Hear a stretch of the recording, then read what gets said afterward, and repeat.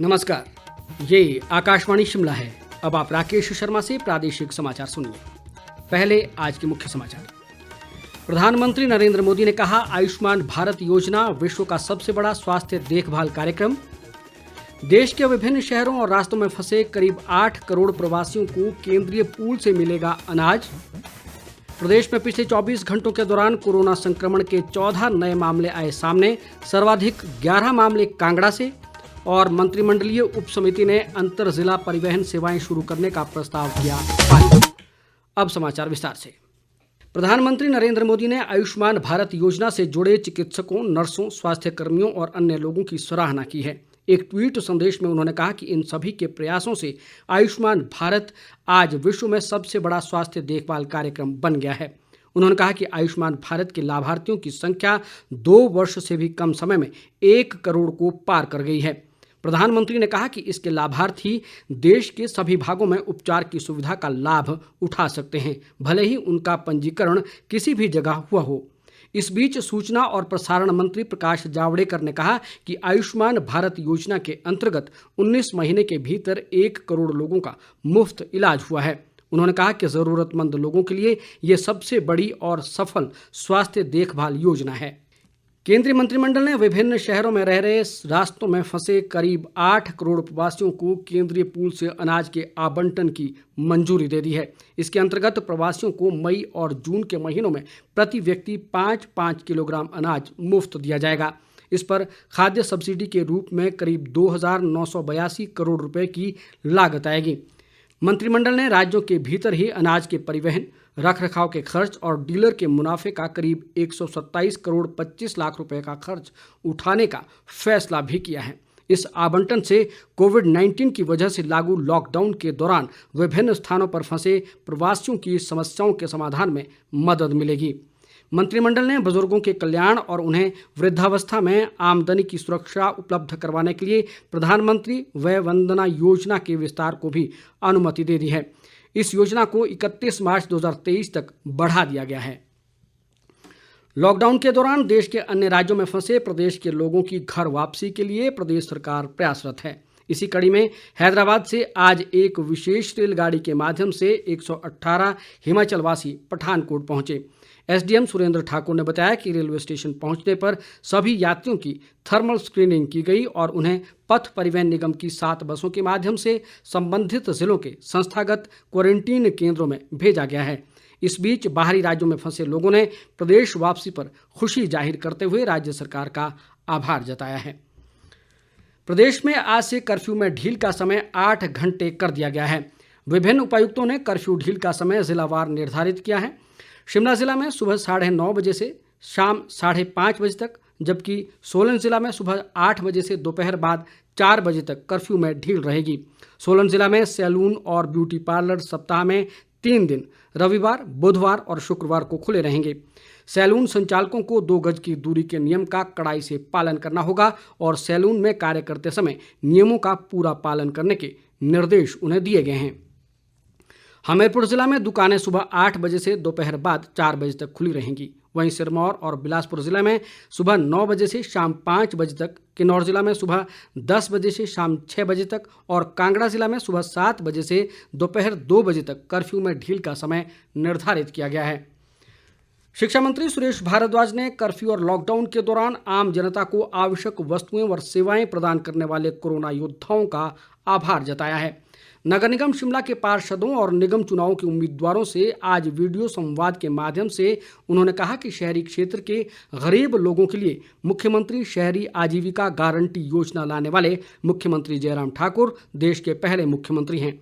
भारद्वाज ने कहा कि इस योजना के माध्यम से मजदूरों के पलायन को रोकने में भी सहायता मिलेगी।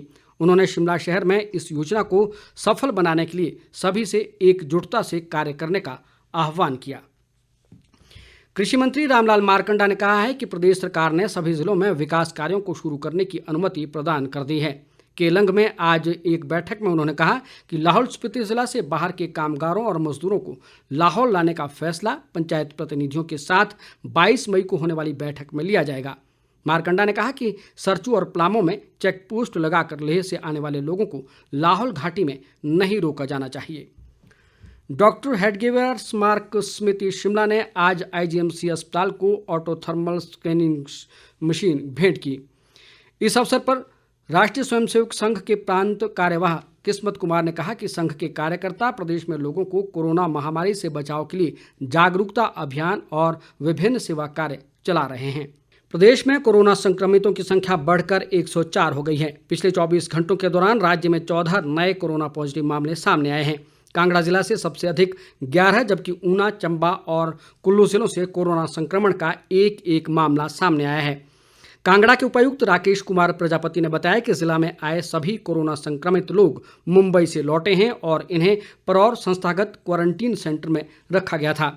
उन्होंने कहा कि इनमें धर्मशाला उपमंडल के झोल से 3, जयसिंहपुर के सरीमोलग और लंबागांव से 5, जबकि ज्वालामुखी, बैजनाथ और पालमपुर उपमंडल से एक एक कोरोना पॉजिटिव मरीज शामिल हैं।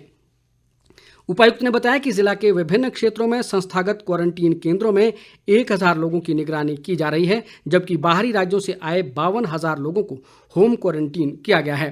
प्रदेश में अब कोरोना संक्रमण के 49 सक्रिय मरीज विभिन्न अस्पतालों में उपचाराधीन हैं, जबकि 48 स्वस्थ होकर घर जा चुके हैं।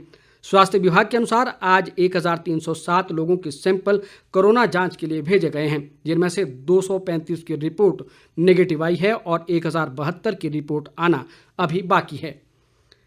इसी बीच कांगड़ा जिला के अप्पर खैरा में एक व्यक्ति की रिपोर्ट आज कोरोना पॉजिटिव आई है। धर्मशाला से हमारे जिला संवाददाता संदीप कुमार ने बताया कि 55 वर्षीय ये व्यक्ति हाल ही में दिल्ली से लौटा है, जिसे ढलियारा क्वारंटीन केंद्र में रखा गया था। मंत्रिमंडलीय उपसमिति ने आज सुरक्षा मानकों को अपनाते हुए जिला के भीतर और एक जिले से दूसरे जिले के लिए परिवहन सेवाएं शुरू करने का प्रस्ताव पारित किया।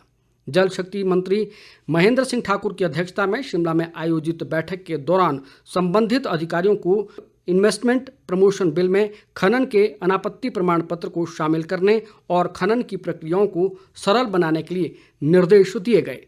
समिति ने स्वास्थ्य क्षेत्र के सुदृढ़ीकरण पर भी बल दिया। इसके अलावा समिति ने पंचायतों के अंतर्गत चल रहे विकास कार्यों के लिए 80% अदायगी करने के निर्देश भी दिए। बैठक में शिक्षा मंत्री सुरेश भारद्वाज, उद्योग मंत्री बिक्रम सिंह और वन मंत्री गोविंद सिंह ठाकुर उपस्थित थे। कोरोना महामारी के संकट के मौजूदा दौर में भारतीय खाद्य निगम ऊना जिला के किसानों के लिए वरदान साबित हो रही है। कृषि विभाग के निदेशक सुरेश कपूर ने बताया कि जिले में करीब 29,000 हेक्टेयर भूमि पर गेहूं का उत्पादन किया जाता है। उन्होंने बताया कि भारतीय खाद्य निगम के कांगड़ और जलग्रां केंद्रों के माध्यम से पिछले 3 सप्ताह के दौरान 212 किसानों ने लगभग 7,600 क्विंटल गेहूं बेची है। उन्होंने कहा कि फसलों के दाम जिला खाद्य आपूर्ति विभाग के माध्यम से किसानों के बैंक खातों में स्थानांतरित किए जा रहे हैं, जिससे किसान काफ़ी खुश हैं। हमीरपुर जिला में लॉकडाउन के दौरान ग्रामीण व कुटीर उद्योग सहित विभिन्न औद्योगिक इकाइयों में कार्य फिर शुरू होने से लगभग 2,500 लोगों को रोजगार उपलब्ध हुआ है। उपायुक्त हरिकेश मीणा ने बताया कि जिले में 20 अप्रैल से अब तक विभिन्न विकास गतिविधियों के माध्यम से 11,546 लोगों को रोजगार मिला है। उन्होंने कहा कि मनरेगा के तहत 1,294 कार्य शुरू होने से 7,615 लोगों को घर द्वार के समीप रोजगार के अवसर मिले हैं। आत्मनिर्भर भारत योजना के तहत प्रदेश में फंसे बाहरी राज्यों के प्रवासी मजदूरों के लिए मई और जून माह के दौरान 5 किलो चावल प्रति व्यक्ति और 1 किलो चना प्रति परिवार मुफ्त में प्रदान किया जाएगा। कुल्लू की उपायुक्त ऋचा वर्मा ने जिला के विभिन्न क्षेत्रों में रह रहे प्रवासी मजदूरों से योजना के तहत खाद्यान्न प्राप्त करने के लिए उचित मूल्यों की दुकान या संबंधित पंचायत से संपर्क करने का आग्रह किया है। उन्होंने कहा कि आवेदन पत्र जमा करवाने के बाद प्रवासी मजदूरों को निःशुल्क राशन दिया जाएगा। कर्फ्यू और लॉकडाउन के दौरान आईजीएमसी शिमला में रक्त की कमी को पूरा करने के लिए स्वयंसेवी संस्था उमंग फाउंडेशन ने आज चियोग में रक्तदान शिविर लगाया। इस दौरान 50 लोगों ने रक्तदान किया। उमंग फाउंडेशन के ट्रस्टी विनोद योगाचार्य ने बताया कि लॉकडाउन की घोषणा के बाद फाउंडेशन द्वारा ग्रामीण क्षेत्रों में आयोजित किया गया ये 5वां शिविर था। इसी के साथ ये समाचार बुलेटिन समाप्त हुआ। हमारा अगला बुलेटिन आप सुन सकते हैं कल सुबह 9:15 पर। नमस्कार।